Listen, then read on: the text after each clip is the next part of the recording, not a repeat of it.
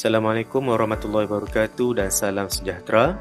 Baiklah murid-murid, pada hari ini kita teruskan dengan sesi PDPR kita untuk mata pelajaran Sejarah tahun 5, Unit 1, Institusi Raja Payung Negara, bahagian 2. Baiklah murid-murid, fokus kita pada hari ini adalah untuk membandingkan kedudukan serta peranan Raja-Raja Melayu dahulu dan kini.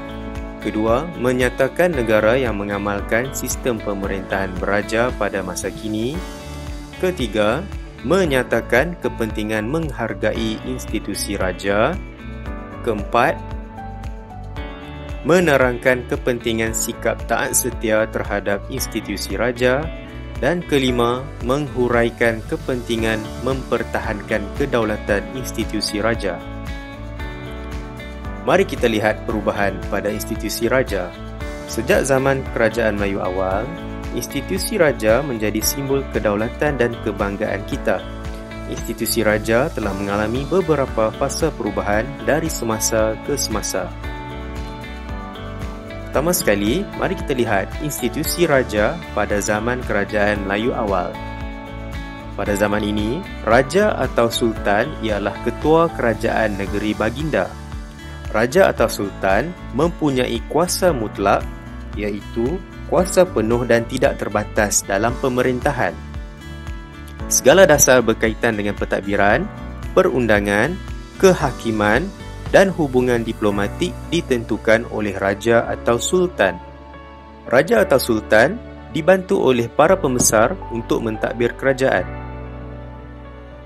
Seterusnya, kita lihat institusi raja pada zaman penjajahan British. Pada zaman ini, raja atau sultan dikekalkan sebagai ketua negeri. Raja atau sultan tidak mempunyai kuasa mutlak dalam pemerintahan.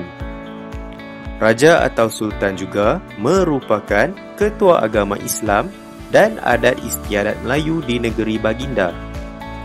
Penasihat British dilantik bagi setiap negeri untuk mengurus pentadbiran negeri. Seterusnya, mari kita lihat pula institusi raja pada zaman pendudukan Jepun. Raja atau sultan dikekalkan sebagai ketua negeri. Raja atau sultan tidak mempunyai kuasa mutlak dalam pemerintahan. Raja atau sultan hanya merupakan ketua agama Islam dan adat istiadat Melayu di negeri masing-masing. Gubernur Jepun mengurus pentadbiran negeri-negeri Melayu. Seterusnya kita lihat institusi raja selepas merdeka hingga kini. Sistem raja berperlembagaan telah pun diperkenalkan. Kini, kuasa raja atau sultan adalah tertakluk di bawah perlembagaan negeri. Pentadbiran negeri diketuai oleh Menteri Besar dan dibantu oleh Majlis Eksekutif, iaitu organisasi yang menjalankan tugas pentadbiran. Institusi yang di-Pertuan Agong telah diperkenalkan selepas merdeka. 9 orang Raja Melayu dipilih sebagai yang di-Pertuan Agong secara bergilir. Pentadbiran negara diketuai oleh Perdana Menteri dan dibantu oleh Jemaah Menteri, iaitu badan yang dianggotai oleh Perdana Menteri dan Menteri-Menteri Kabinet. Seterusnya, kita lihat pula institusi raja di dunia. Raja telah menjadi tonggak utama dalam sistem pemerintahan beraja. Kini, terdapat 43 buah negara di dunia termasuk Malaysia yang masih mengamalkan institusi raja. Berikut merupakan antara negara yang masih mengamalkan sistem pemerintahan beraja pada masa kini.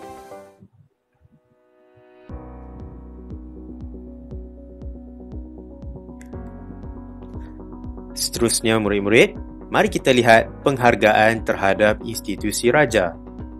Berikut merupakan cara-cara yang dapat kita lakukan untuk menghargai institusi raja. 1. Kita perlulah bersatu padu dalam memajukan negara. 2. mematuhi perintah dan arahan raja atau sultan. 3. Meraihkan hari keputeraan raja atau sultan. 4. Mengisytiharkan bandar diraja. 5. Melantik sultan sebagai Chancellor University. 6. Menamakan jalan, masjid atau bangunan dengan nama sultan atau permaisuri. Seterusnya, mari kita lihat kepentingan sikap taat setia kepada institusi raja. Kita perlulah menunjukkan sikap taat setia kepada institusi raja kerana institusi raja merupakan lambang kedaulatan negara. Selain itu, raja dan sultan juga merupakan ketua negara. Ketiga, institusi raja juga dapat mengekalkan keamanan dan kemakmuran negara. 4. Lambang taat setia kepada negara. 5. Lambang perpaduan rakyat pelbagai kaum.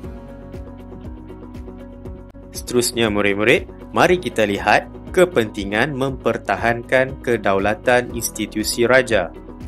Institusi raja perlu dikekalkan kerana ianya merupakan lambang kesetiaan kepada raja.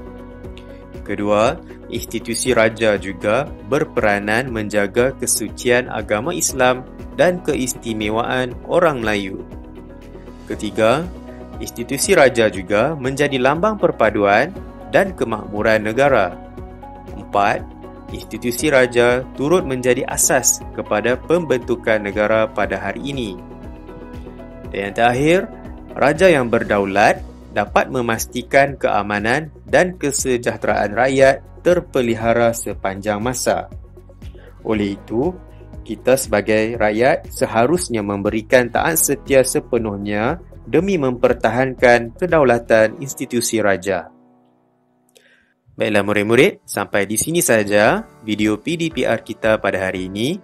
Semoga video ini dapat memberikan manfaat kepada murid-murid sekalian. Semoga kita bertemu lagi di video yang akan datang. Terima kasih.